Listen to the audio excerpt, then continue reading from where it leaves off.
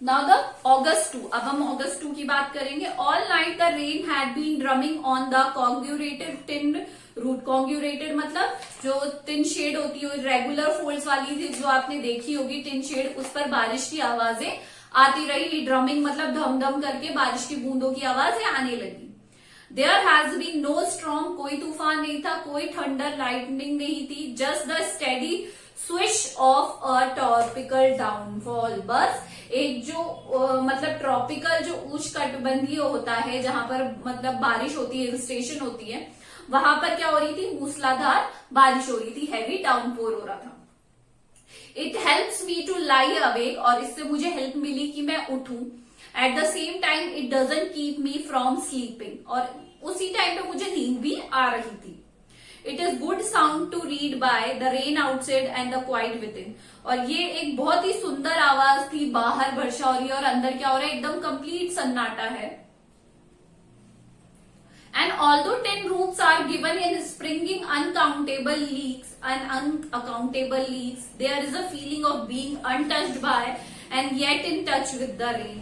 और ये जो पानी गिरता है बेहिसाब, क्योंकि हम पानी रेन वाटर को we can not count that, इसीलिए यहाँ पे क्या कहा गया है, अनअकाउंटेबल है जो water, rain water.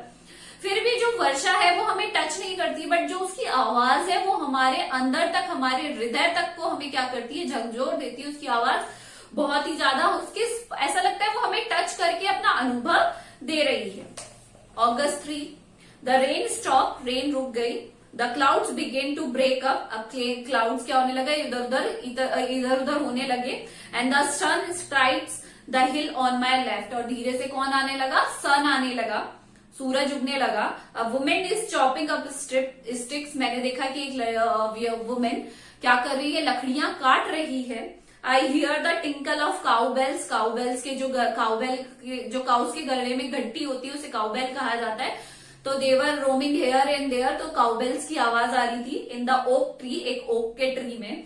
A cow shakes the rain drops from his feathers, और जो रेन ड्रॉप्स थे उसको हिला रही थी अपनी पूंछ से। एंड कॉज इनकंसोलेटली, इनकंसोलेटली का मतलब होता है अनहैप्पीली, मतलब उनको हटा रही थी, उसे बहुत गुस्सा आ रहा था काउ को। Water drips from a leaking drinking pipe, और वाटर ड्रिप्स हो रहा था, एक वाटर पाइप टूटी हुई थी, उससे पानी लीक हो रहा था।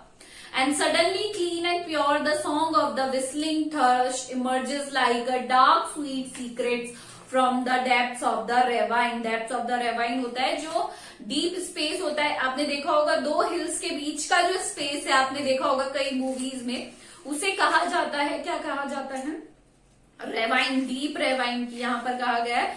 अचानक जो शुद्ध और स्वच्छ सीटी बजी, किसकी आवाज में, जो पक्षी वहां पर गा रहा है, ऐसा लग रहा है कि गहराइयों से आ रहा है, वो घाटियों की, जो घाटियों के बीच में जो स्पेस है वहां से उड़ता हुआ कोई पक्षी अपने गाता हुआ यहाँ पर आ रहा है। सो आज हम यहीं तक करेंगे। Do the hard words in your copy. Thank you.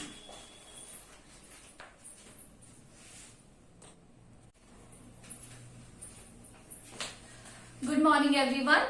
Yesterday we have started chapter 8, a more short monsoon diary by Ruskin Bond, and we have completed the incident of June 25th. June 25th को जो भी हुआ वो हमने सारा explain कर लिया था, और ये एक छोटी सी डायरी है, मॉनसून के बारे में है, जो किसकी है, एनी फ्रैंक की। हम उसको आगे कंटिन्यू करेंगे। We will start with June 27. The rains have heralded the arrival of some seasonal visitors. Heralded मतलब announced, या फिर आपने देखा होगा जो हिल स्टेशन होती है वहां पे रेनी सीजन होता है, तो वहां पर ज्यादा लोग देखने जाते हैं, वहां पर ज्यादा एंजॉय करने जाते हैं। अ लेपर्ड एंड 1000 लीचेस, और वहां पर अब नए मेहमान आ गए, लेपर्ड्स आ गए और लीच आ गई है 1000। लेपर्ड्स और लीच होती है जो ब्लड सकिंग क्रिएचर होती है। Yesterday afternoon, the leopard lifted a dog from the nearest servant quarter from below the school. और कल ही एक लेपर्ड ने एक डॉग को उठा लिया था सर्वेंट क्वार्टर के पास से, जो स्कूल के नीचे ही था।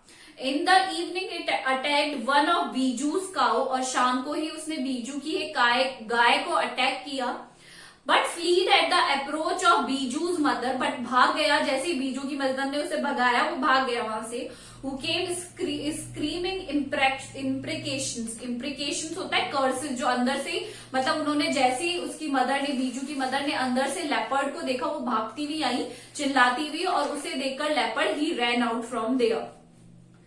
एज फॉर द लीचेस, और लीचेस की अगर हम बात करें, I shall soon get used to a little blood letting every day, और मतलब रोज रोज जो लीचेस थी वो तो क्या करती थी, जमीन पर रेंगती रहती थी और क्या करती थी, खून को चूस लेती थी, मतलब आदी हो चुके थे लोग उसके।